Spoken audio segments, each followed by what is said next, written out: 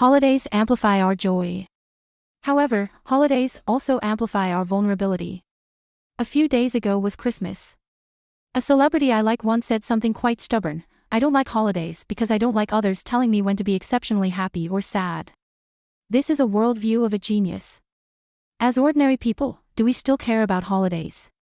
Because the beauty of holidays lies in giving us an excuse to relax and a reason to indulge. It gives legitimacy to all our actions, including being lazy, indulgent, idling, and overeating and drinking. Holidays amplify our joy. However, holidays also amplify our vulnerability. Don't you think so? Normally, we are fine by ourselves. But on holidays, when everyone around us is in pairs, showing affection, we feel particularly lonely. Normally, we don't receive any gifts, and it's fine. But on holidays, when people around us receive roses, chocolates, and handbags, we feel particularly sad. Normally, our phones don't ring much, and it's fine. But on holidays, people around us are constantly on the phone, replying to messages, saying thank you and wishing each other a happy holiday, and we feel particularly upset. A friend of mine has been feeling this kind of sadness recently. She is in a long-distance relationship with her boyfriend who was transferred to Singapore 6 months ago. A few days ago, she read my article, "I Fell in Love with This World Because of You," and said it made her cry. This damn lovey-dovey article made her miss her boyfriend even more. When her boyfriend first went to Singapore, he called her every day and video chatted with her until she fell asleep. She asked him if she looked ugly with her mouth open while sleeping. He said, "It's quite ugly, but since I have to look at it for the rest of my life, I'll get used to it." However, in the past 3 months, her boyfriend hasn't been able to call her even once a week. Every time she calls, he just says a few short words: "I'm in a meeting, busy," and then hangs up. In general, "I'm busy" means "you're not important to me, and I don't want to talk to you." When she thought about this, she felt even sadder. It turns out that long-distance relationships are harder to bear than imagined. She also saw a saying: men are not good at breaking up, but they are good at forcing you to break up. This recent indifference is a sign of a breakup, she understands. So she started to practice getting used to living alone, fixing the computer herself when it broke instead of calling him for help, drinking a glass of wine and going to bed after watching a horror movie instead of calling him to say how scared she was, and coming home and taking out her own keys every day instead of hoping that one day she would just have to knock on the door. Last night, she worked late and went home, and the other 2 girls had their boyfriends come to pick them up, but she was lonely and had to take a taxi. Her mood hit rock bottom. When she got home and was about to take out her keys to open the door opened. It was her boyfriend. He said that the matter in Singapore was supposed to be resolved by the end of January, but he had been working overtime for the past 3 months, working 17 hours a day to finish the work ahead of time. He could come back to New York now. This was the reason he had been too busy to talk to her. He said, "I just wanted to work my hardest, save every minute, finish the work, and come back to spend time with you before Christmas." She said this was the warmest thing she had ever experienced. Perhaps what we want is not the holiday itself, let alone how grand and lively it is, but to have someone who loves us by our side during the holiday. I know an Asian girl who is not good at socializing.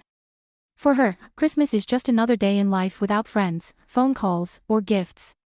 A few days ago, she opened Amazon, and it was recommending various Christmas gifts to her. She couldn't help but smile bitterly. First of all, she had to have friends. She didn't even want to look at Instagram, where everyone was enthusiastically discussing what kind of Christmas gifts they hoped to receive. No comparison, no hurt. Yeah. This morning, she received a package.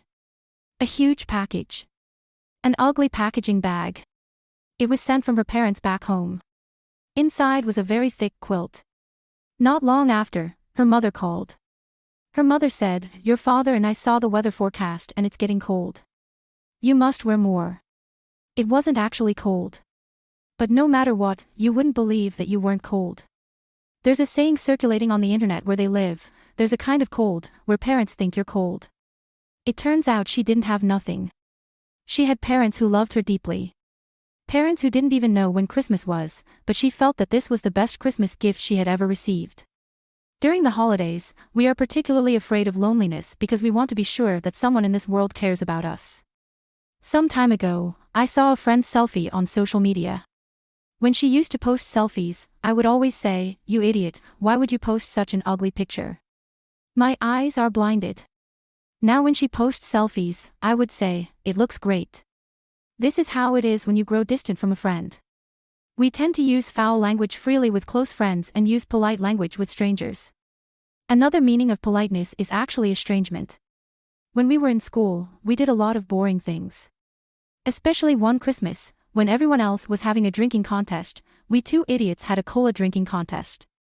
She drank 7 bottles, and I drank 6.5. We always said we'd have a rematch. But there was no next time. Last weekend, she came to Los Angeles on a business trip and came to see me. When she arrived, she was holding a few cans of cola and said, "You idiot, dare to have another contest." That provocative smile, that familiar foul language. It felt like we had never grown distant. She said, "I'm sorry, I have to go back in a few days, I won't be able to spend Christmas with you." I said, "Who says that? I want it to be Christmas whenever I want. I declare that today is Christmas. Who cares? If Christmas is about being together, then the day we are together with the people we love is Christmas." Waiting for your boyfriend, parents who send clothes, and friends who bring cola are all the kindness and warmth we need during the holidays. A few days ago, I saw a nearby mall with huge Christmas decorations, themed with polar bears and Coca-Cola. The chubby and clumsy polar bears next to the red Coca-Cola were really cute.